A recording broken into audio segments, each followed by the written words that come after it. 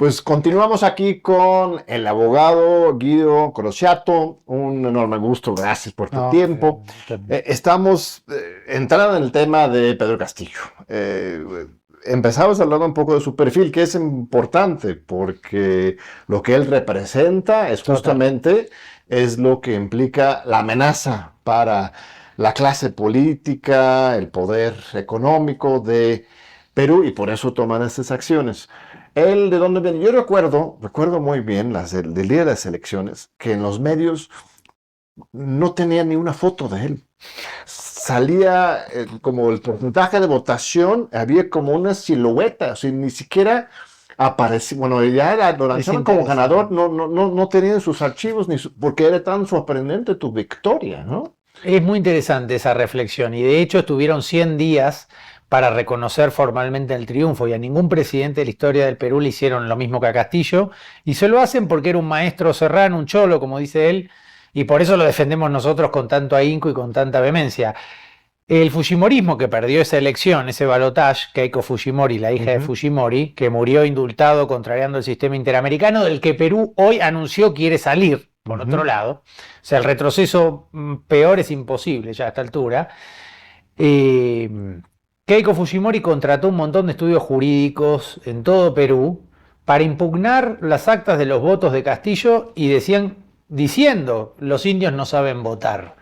A mí esa frase me marcó mucho. Públicamente lo dicen. Sí, lo decían despectivamente, son cholos, no saben votar. A mí ese aspecto, sobre todo, es el que más me indignó, y creo que eso fue lo que más indignó al presidente López Obrador también. La primera vez que tuve el honor de conocerlo, creo que racismo fue la primera o la segunda palabra que él mencionó respecto del caso Castillo. Cuando yo me quise deshacer en explicaciones jurídicas rápidas para aprovechar el tiempo al máximo, que él igual me brindó con mucha generosidad, pero uno no lo sabe, piensa, tengo 5 minutos con un presidente, lo tengo que aprovechar, y no hizo falta, lo cual fue un gran alivio para mí, porque me dijo, ya esto es un caso de racismo, yo ya sé, nuestro apoyo ya lo tenés. Entonces, bueno, eso fue un gran alivio y conversamos en paz luego de eso. Pero evidentemente, si uno piensa que desde el derecho va a entender la arbitrariedad que se hace con Castillo, bueno, en realidad tiene razón, porque las arbitrariedades son casi matemáticas, son muy simples. Para decirlo a la gente que nos está escuchando, el reglamento del Congreso peruano establece que cualquier vacancia, para ser constitucional, tiene un piso mínimo de votos, que es 104. La vacancia, por llamarla de alguna manera, porque no lo es, contra Pedro Castillo tuvo 101 votos. Es decir, que cualquiera que sepa sumar... ¿Cuántos en total? 101. Pero en el no, son como más de 200. O sea, pero tiene que tener mínimo 104. El mínimo es 104. Consiguieron 101. 3 votos menos del piso mínimo que indica la ley. Es decir, que la supuesta vacancia contra Pedro Castillo es inconstitucional, es nula, no tiene validez jurídica. Con lo cual tenés un presidente mal destituido, arbitrariamente detenido y sometido a un proceso penal que no corresponde. Por eso con Zaffaroni le recomendamos, ante la instancia penal actual, un juicio de ruptura, que él desconociera la legitimidad del tribunal. Es un presidente mal vacado, sometido a un procedimiento penal que según la Constitución no corresponde, salvo que el presidente sea vacado, suspendido o destituido. Nada de eso sucedió jurídicamente en el Perú, porque si la vacancia contra Pedro Castillo es nula, porque se hizo con menos votos del mínimo que exige la ley, el presidente tendría que estar en el Palacio de Gobierno o ante un nuevo juicio político conforme a derecho, pero no en una prisión arbitraria. Y el delito de lo cual se le acusa es de rebelión. De rebelión, porque sí firmó un decreto de desaparición del Parlamento. A ver. Es un discurso, ¿no? Es interesante eso que decís, porque eso que vos decís es lo que dijo la fiscal. La fiscal dijo, hay un decreto firmado, y lo encontré en la fotocopiadora del Palacio, pero luego reconoció que el decreto estaba, pero no estaba firmado. Y luego de 20 días reconoció que en realidad no había ningún decreto. Es decir, es todo falso. De hecho, esa fiscal, Patricia Benavides, que inicialmente hostigaba e investigaba a Castillo siendo este presidente, luego fue destituida, acusada ella de liderar una organización criminal. Mirá lo que te estoy diciendo. O sea, la fiscal que acusaba a Castillo mientras era presidente fue destituida, acusada de liderar una organización criminal. Todas las pruebas nunca las presentó. Entonces, no hubo ningún decreto, no hay nada. Lo único que hay es un discurso de Castillo, no un decreto, un discurso que ni siquiera cumple con los requisitos formales de un mensaje a la nación que según la legislación peruana exige que todos los ministros lo firmen. Claro. Esto tal vez te parece un detalle anodino, pero es fundamental. ¿Por qué? Porque mientras nosotros estamos hablando, Betsy Chávez está haciendo una huelga de hambre hace 5 días, poniendo en riesgo su vida, y está presa por conspiración. Todos los ministros que están presos por conspiración, en teoría sabían del contenido del discurso.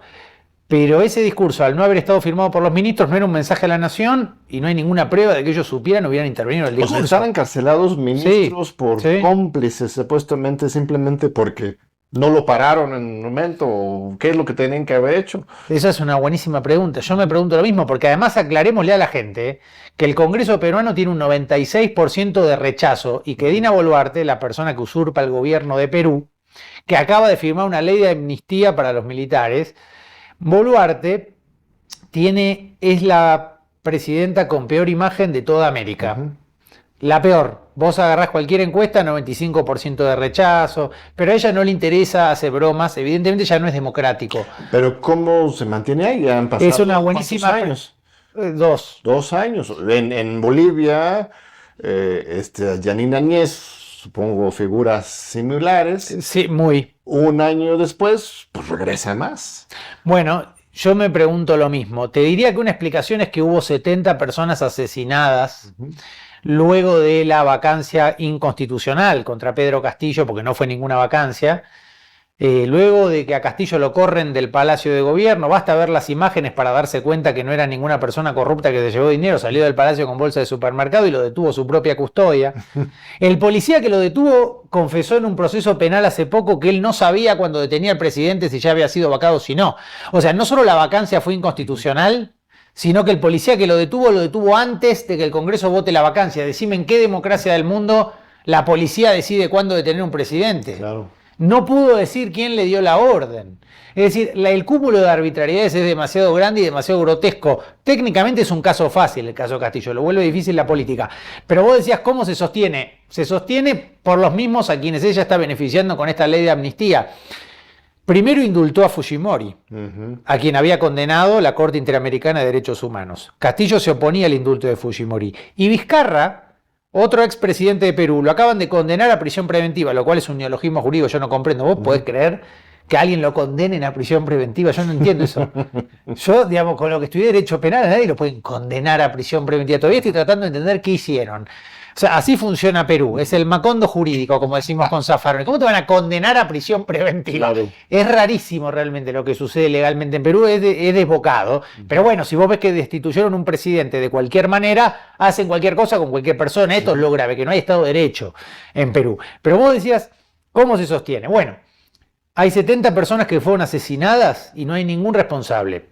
Como Boluarte no quiere ser investigada, está amnistiando a todos los militares que cometieron delitos durante la dictadura de Fujimori. No solo indultó a Fujimori contrariando el sistema interamericano, indulto al que Castillo se oponía y Vizcarra también. Y como Vizcarra se oponía a ese indulto, ahora también está preso. Vos fijate, vamos a terminar poniendo un estudio jurídico en Perú, porque todos los que hacen un tímido compromiso con la justicia y los derechos humanos terminan presos.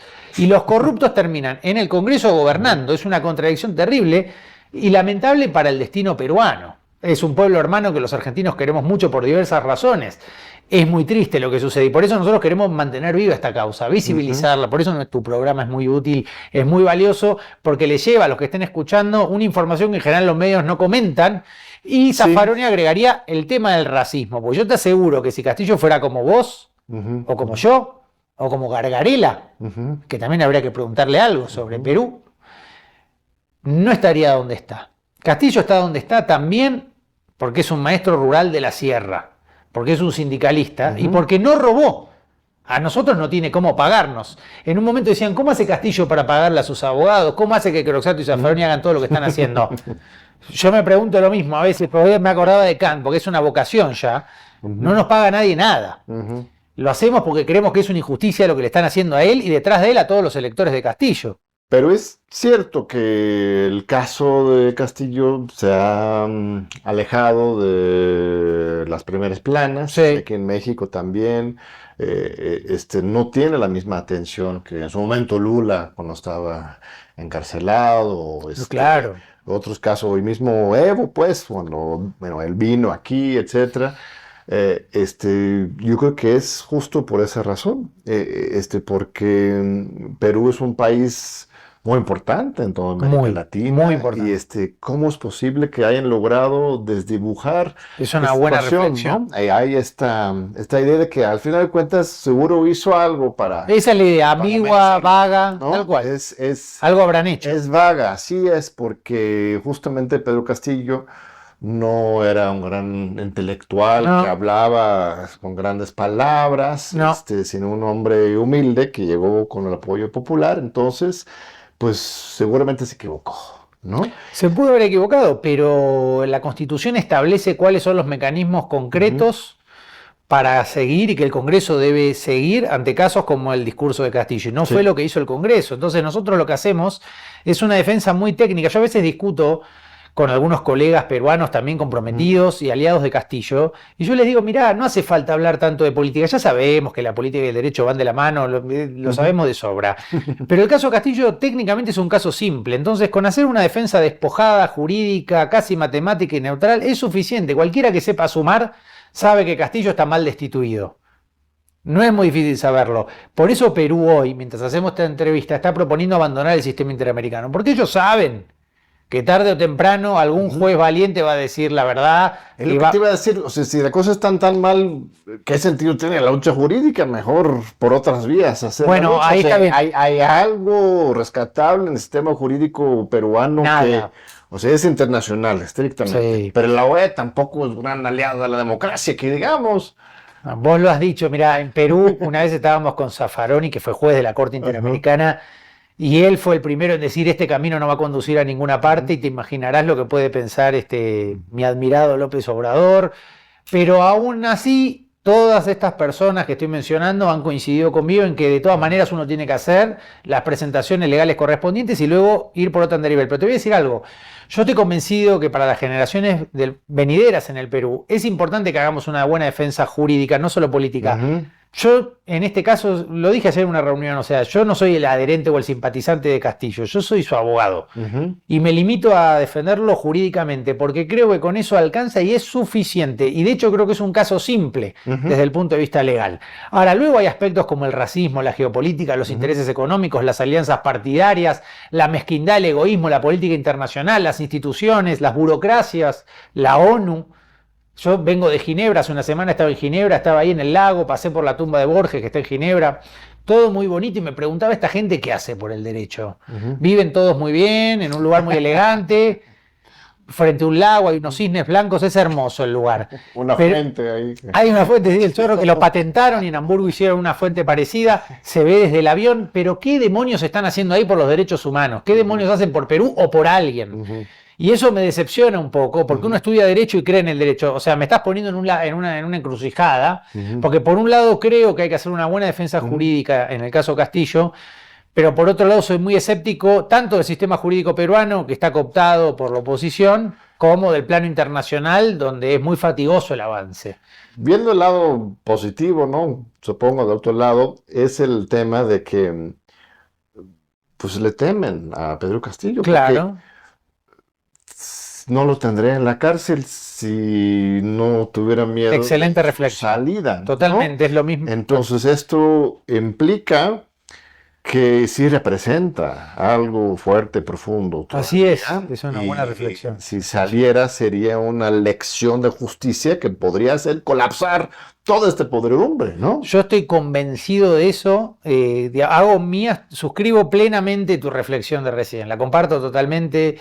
No sos la primera persona que me lo dice en México, bueno, tampoco han sido tantas, sos la segunda, y yo coincido. Castillo figura primero en las encuestas, y hay una dispersión y una atomización muy grande, y también hay mucho miedo, porque vos me decías, ¿por qué la gente no sale a protestar? Mataron 70 personas por protestar, criminalizaron la protesta, y la gente sale a la calle y tiene miedo. Hay mucho miedo en Perú.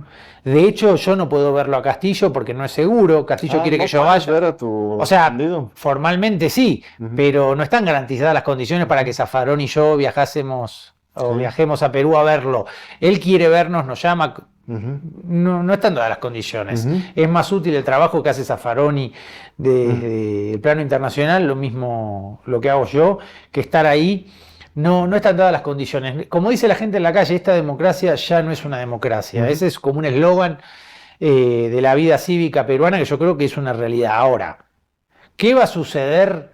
Bueno, tampoco es nuestro objetivo. Es decir, algo que me parece importante, aunque hubiera nuevas elecciones, y yo se lo dije a Castillo, incluso si usted las ganara, a mí como abogado suyo, que me tomé muy en serio este caso, no me deja satisfecho, porque esa es la vida política. La vía jurídica no queda resuelta. ¿Qué pasa con una destitución inconstitucional? Castillo gana o pierde una elección, fue mal destituido, y eso no puede no significar nada. No puede no significar nada para la historia constitucional peruana y para el resto de los presidentes de América Latina. Tienen un presidente al lado mal destituido, todavía se complementa su periodo constitucional, no podemos no hacer nada, no podemos ser indiferentes, porque el día de mañana le va a pasar a Petro, o le va a pasar a Lula, o le va a pasar a cualquiera, y está mal. Y si se lo hacen a Milei, yo también voy a decir que está mal, porque a mí no me cae bien, por supuesto, Milei, estoy en las antípodas de su política, pero los que defendemos la democracia, como decía Borges cuando fue a la audiencia del juicio a la Junta, porque Borges primero dijo que Videla era un caballero, un desastre, pero después fue ya ciego una audiencia del juicio a la Junta y escribió un texto muy valioso donde él se burla de los militares que piden garantías, que no le respetaron a nadie. Es una buena reflexión de Borges. Yo creo que en Perú pasa algo parecido a eso que dijo Borges. No respetan ninguna garantía de Castillo. Tiene a su familia exiliada en México. Los abogados no lo podemos ver. No hay instancias jurídicas serias. Termina siendo una cruzada moral casi la defensa de Castillo, y además la gente tiene miedo y nos pide milagros que como abogados no podemos hacer. Lo que podemos hacer es hacer bien nuestro trabajo y tratar de avanzar lo máximo posible, pero después uno se topa continuamente, y esto es muy decepcionante, aunque uno debe seguir, con burócratas que no son conservadores, pero tampoco son tan valientes como debieran ser, y que no se sabe por qué, a quién le deben su cargo, pero mucha gente no es ni mala ni buena, es gris, como decía Primo Levi, ¿no? Tiene miedo de hacer algo, no es que sea mala gente, simplemente prefiere no hacerlo, prefiere la comodidad, y eso es lo que yo vi en Ginebra. No me topé con gente mala, de hecho me topé con funcionarios que eran antifujimoristas, con los cuales tuve mucha empatía, uno incluso que había vivido en la Argentina, muy amables, pero no hacen nada.